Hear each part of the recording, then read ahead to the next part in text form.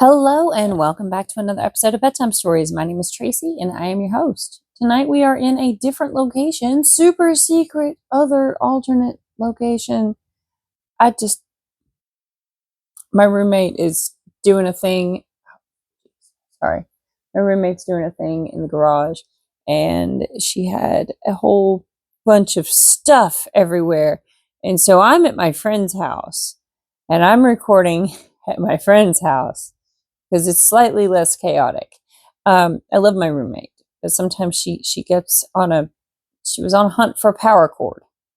I'm not sure what she was trying to power, but she was looking for this specific power cord that she couldn't find anywhere. I have no idea. Here, I might have to deal with some cats that might jump into frame at some point. Who knows? We'll see. But we're going to try to read. All right, cool. So before I get started, I need to ask you a series of very serious queries. Have you gone pee in the potty yet? Have you brushed your teeth? Have you got your water next to the bed? I got my water. It's way over here. There we go.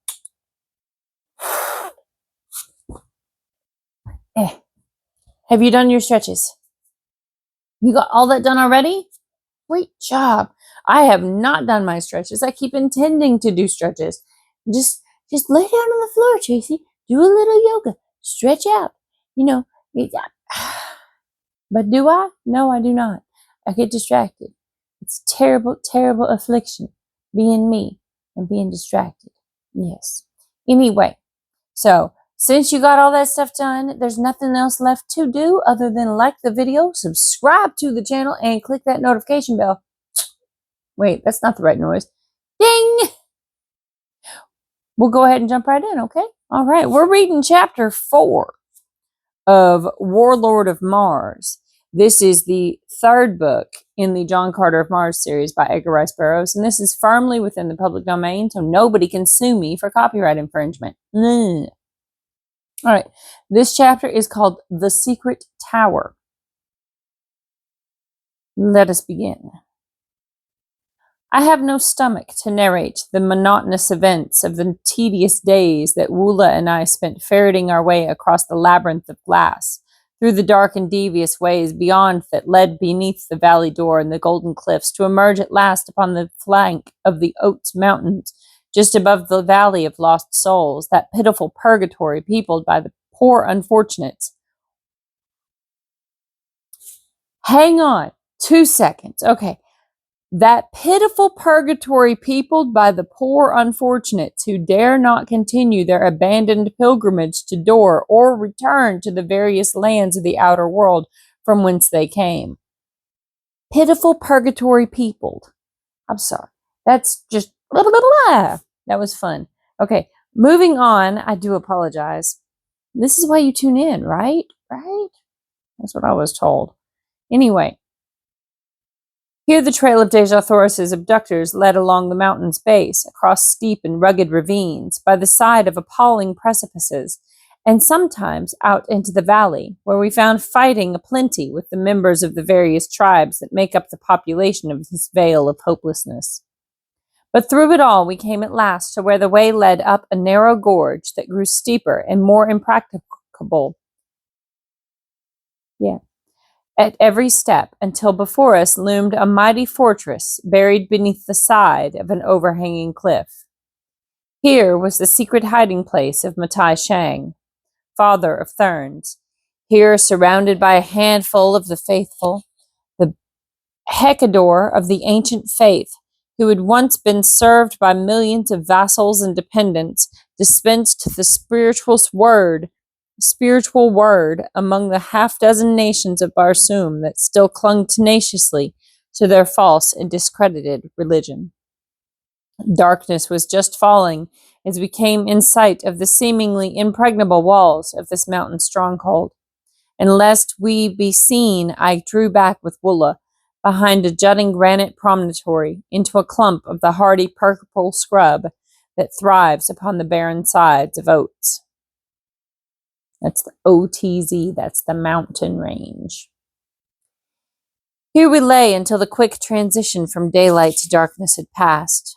Then I crept out to approach the fortress walls in search of a way within. Either through carelessness or overconfidence in the supposed inaccessibility of their hiding place, the triple-barred gate stood ajar. Beyond were a handful of guards, laughing and talking over one of their incomprehensible Barsoomian games. I saw that none of the guardsmen had been of the party that accompanied Thurid and Matai Shang, and so, relying entirely upon my disguise, I walked boldly through the gateway and up to the Thurn guard. The men stopped their game and looked up at me. There was no sign of suspicion. Similarly, they looked at Woola, growling at my heel. Keor, I said in true Martian greeting, and the warriors arose and saluted me. I have but just found my way hither from the Golden Cliffs, I continued, and seek audience with the Hecador Matai Shang, father of Thurns. Where may he be found? Follow me, said one of the guard, and turning, led me across the outer courtyard toward a second buttressed wall. Why the apparent ease with which I seemingly deceived them did not rouse my suspicions, I know not, unless it was that my mind was still so full of that fleeting glimpse of my beloved princess that there was no room in it for naught else. Be that as it may, the fact is that I marched buoyantly behind my guide straight into the jaws of death. Afterward, I learned that Thurn spies had been aware of my coming for hours before I reached the hidden fortress. The gate had been purposely left ajar to tempt me on. The guards had been schooled well in their part of the conspiracy, and I, more like a schoolboy than a seasoned warrior, ran headlong into the trap. At the far side of the outer court, a narrow door let into the angle made by one of the buttresses within the wall. Here my guide produced a key and opened the way within. Then, stepping back, he motioned me to enter. Matai Shang is in the temple court beyond, he said, and as Woola and I passed through, the fellow closed the door quickly upon us.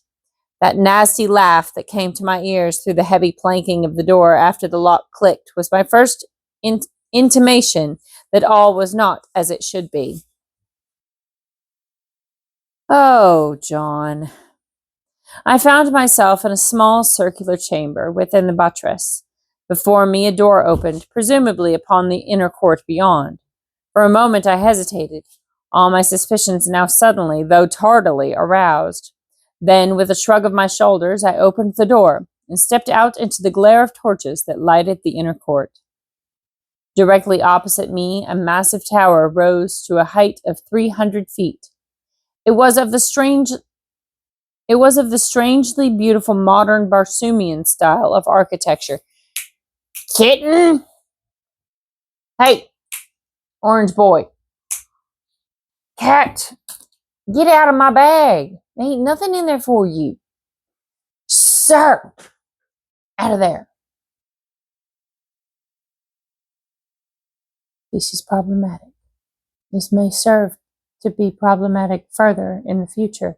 I threw a hat at him. It was just a ball cap. It bounced off his back and he looked at it like it was just stupid because he is, in fact, an orange cat. Anyway, okay. Maybe we can continue. I opened the door and stepped out into the glare of torches that lighted the inner court. Directly opposite me, a massive tower rose to a height of 300 feet. It was of the strangely beautiful modern Barsoomian style of architecture. Its entire surface had carved in bold relief with hand-carved in bold relief with intricate and fanciful designs. 30 feet above the courtyard and overlooking it was a broad balcony, and there indeed was Matai Shang, and with him were Thurid and Feodor, Thuvia and Dejah Thoris, the last two heavily ironed. A handful of Thurn warriors stood just behind the little party.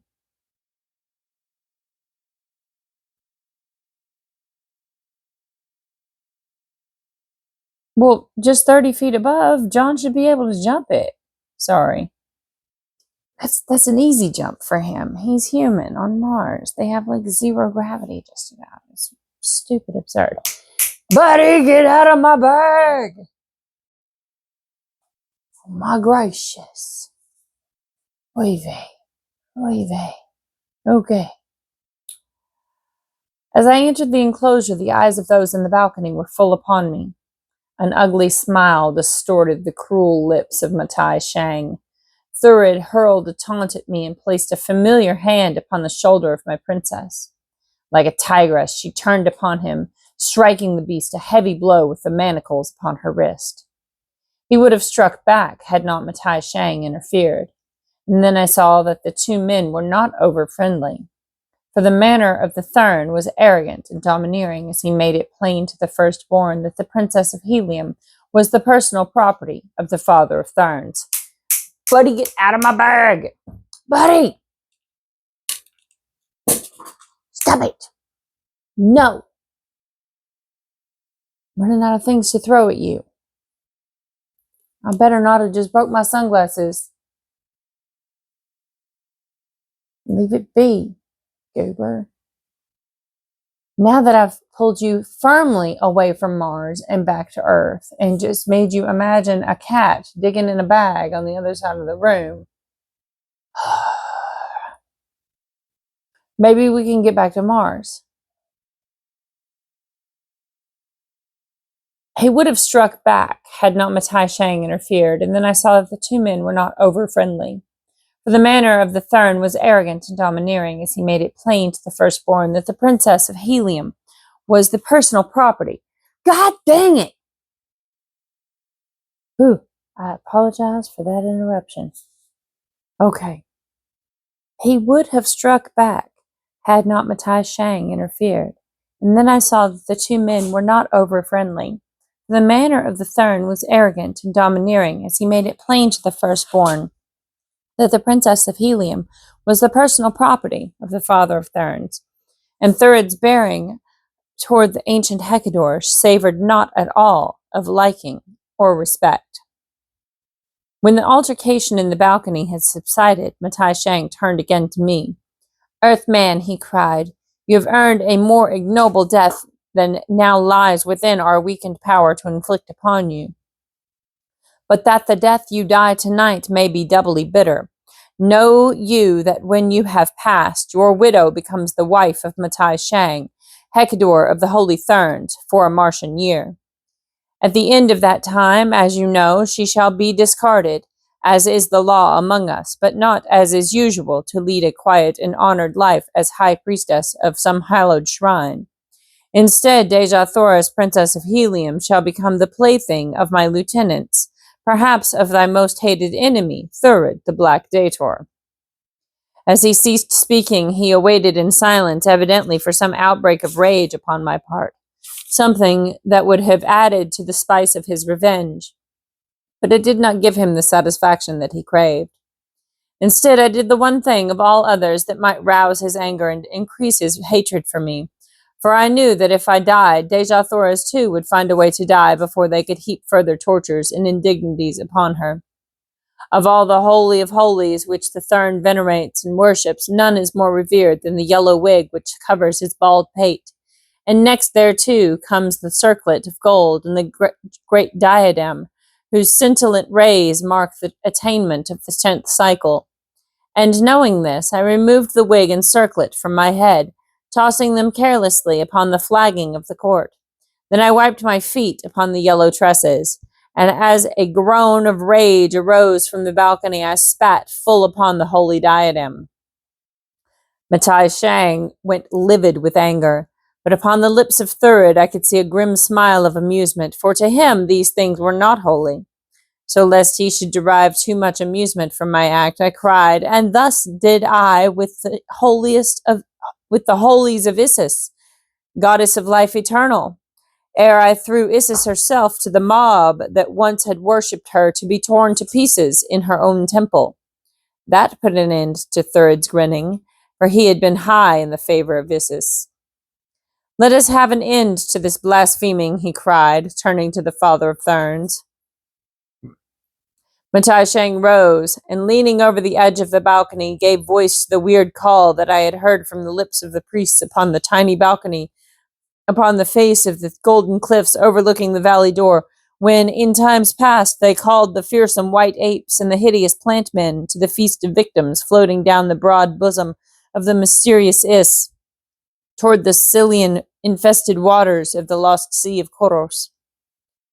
"Let loose the death," he cried, and immediately a dozen doors in the base of the tower swung open, and a dozen grim and terrible banths sprang into the arena. This was not the first time that I had faced the ferocious Barsoomian lion, but never had I been pitted single-handed against a full dozen of them. Even with the assistance of the fierce Woola, there could be but a single outcome to so unequal a struggle. For a moment the beasts hesitated beneath the brilliant glare of the torches, but presently their eyes, becoming accustomed to the light, fell upon Woola and me, and with bristling manes and deep-throated roars they advanced, lashing their tawny sides with their powerful tails. In the brief interval of life that was left me, I shot a last parting glance toward my Dejah Thoris.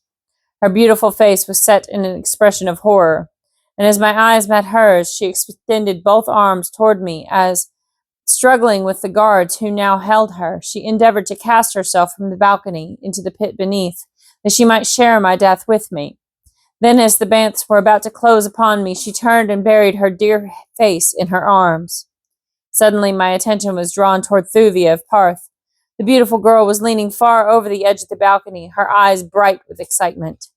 In another instant the banths would be upon me, but I could not force my gaze from the features of the red girl, for I knew that her expression meant anything but the enjoyment of the grim tragedy that would so soon be enacted below her. There was some deeper, hidden meaning which I sought to solve. For an instant I thought of relying on my earthly muscles and agility to escape the banths and reach the balcony, which I could easily have done, but I could not bring myself to desert the faithful Woola, and leave him to die alone beneath the cruel fangs of the hungry banths. That is not the way upon Barsoom, nor was it ever the way of John Carter. He could throw him. Duh. Jeez, Edgar. Okay, sorry. Sometimes I get frustrated with authors. I'm sure you can understand. Then the secret of Thuvia's excitement became apparent, as from her lips there issued the purring sound I had heard once before, that time that within the golden cliffs she called the fierce banths about her, and led them as a shepherdess might lead her flock of meek and harmless sheep. At the first note of that soothing sound the banths halted in their tracks, and every fierce head went high as the beasts sought the origin of the familiar call. Presently they discovered the red girl in the balcony above them, and turning, roared out their recognition and their greeting. Guards sprang to drag Thuvia away, but ere they had succeeded, she had hurled a volley of commands at the listening brutes, and as one they turned and marched back into their dens. "You need not fear them now, John Carter," cried Thuvia, before they could silence her. "Those banths will never harm you now, nor Woola either." It was all I cared to know. There was naught to keep me from the balcony now, and with a long running leap I sprang far aloft until my hands grasped the lowest sill. In an instant all was wild confusion. Matai Shang shrank back. Thurid sprang forward with drawn sword to cut me down. Again Dejah Thoris wielded her heavy irons and fought him back. Then Matai Shang grasped her around the waist and dragged her away through a door leading within the tower. For an instant, Thurid hesitated, and then, as though fearing that the father of Thurns would escape him with the Princess of Helium, he too dashed from the balcony in their wake. Feodor alone retained her presence of mind. Two of the guards she ordered to bear away Thuvia of Patarth. The others she commanded to remain and prevent me from following. Then she turned toward me. "John Carter," she cried, "for the last time I offer you the love of Feodor, daughter of the holy Hecador. Accept, and your princess shall be returned to the court of her grandfather, and you shall live in peace and happiness. Refuse, and the fate that my father has threatened shall fall upon Dejah Thoris. You cannot save her now, for by this time they have reached a place where even you may not follow. Refuse, and naught can save you. For though the way to the last stronghold of the holy Thurns was made easy for you, the way hence hath been made impossible. What say you?" You know my answer, Feodor, I replied, before ever you spoke. You knew my answer, Feodor, before ever I spoke. Make way, I cried to the guards, for John Carter, Prince of Helium, would pass.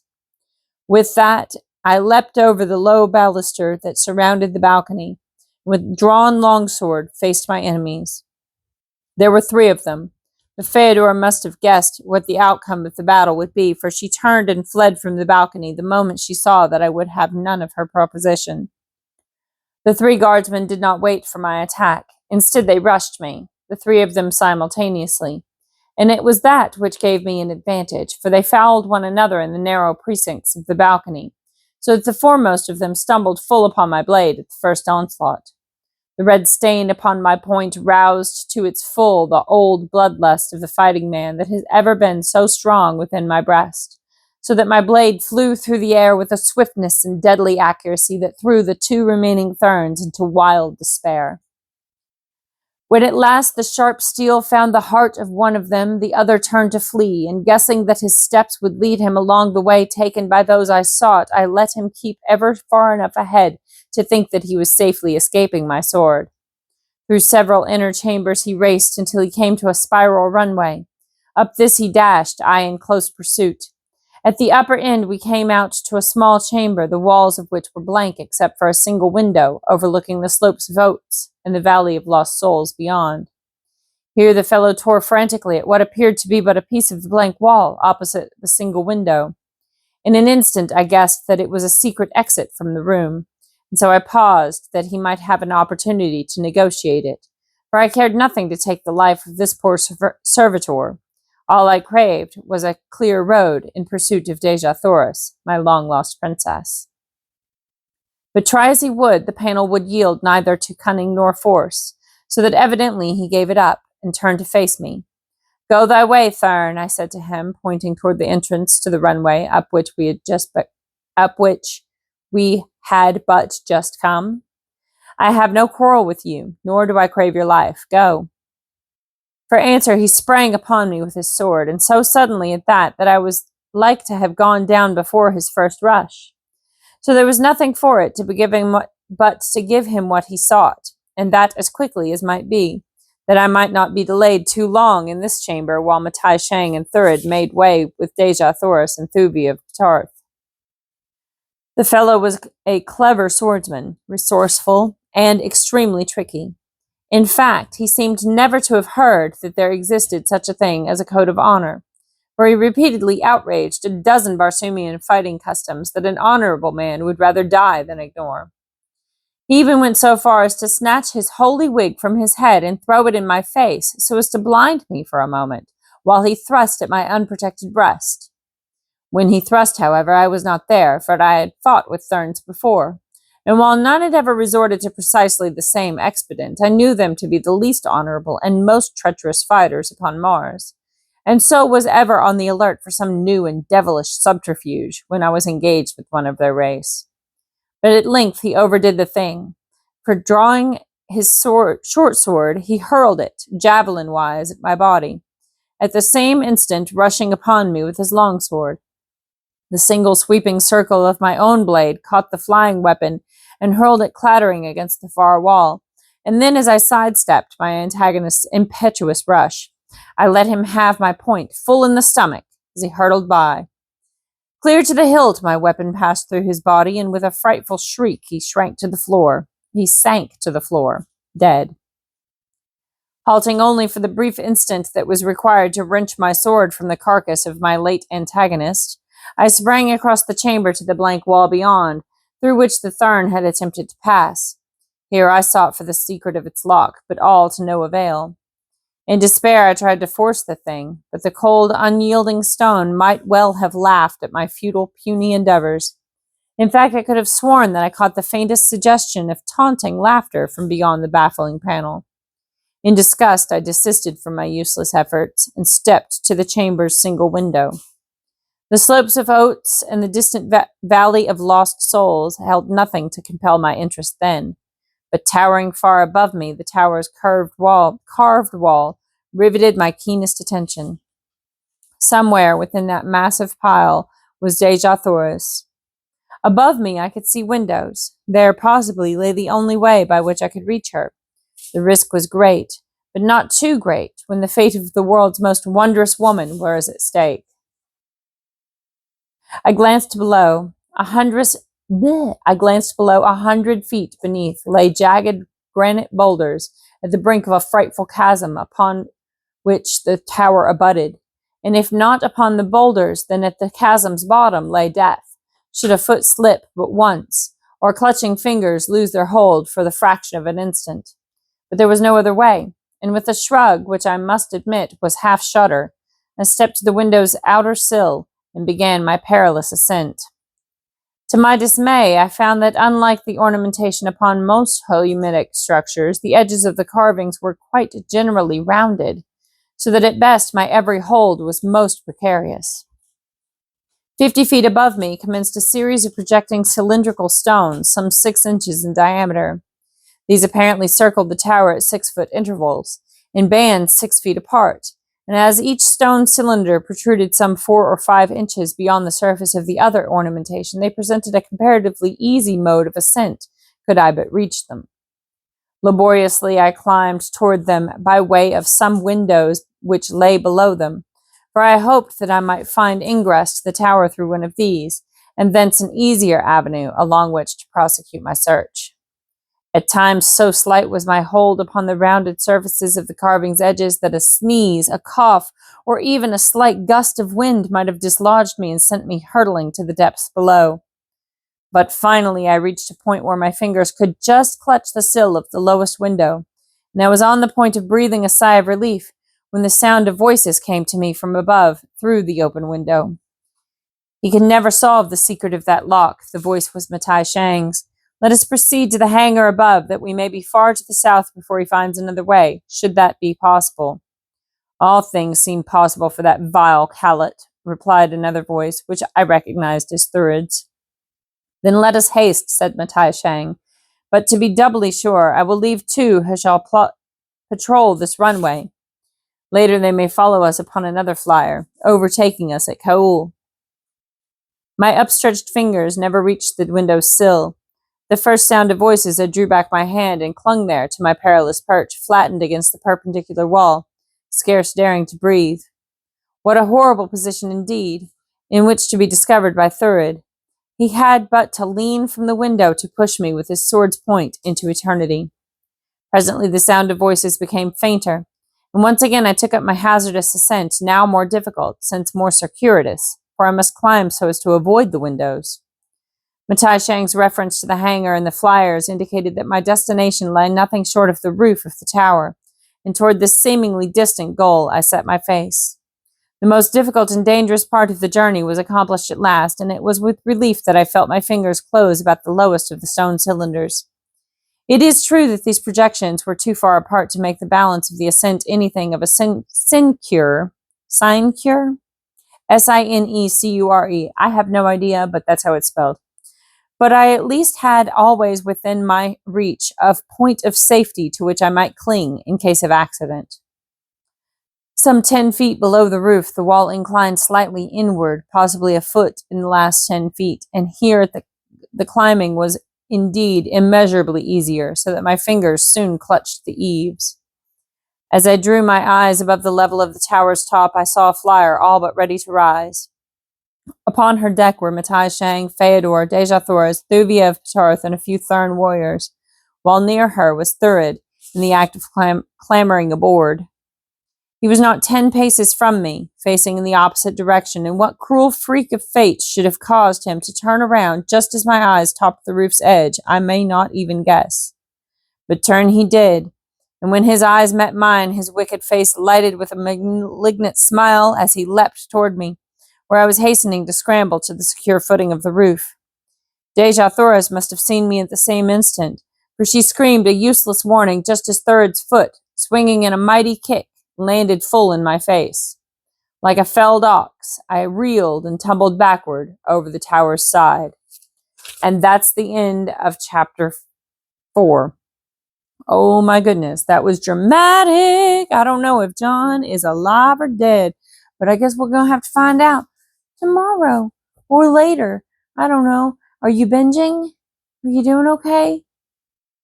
I hope you have a good night. Sweet dreams. Good night. Sleep tight. Don't let the bed bugs bite. And if they do, you bite them back.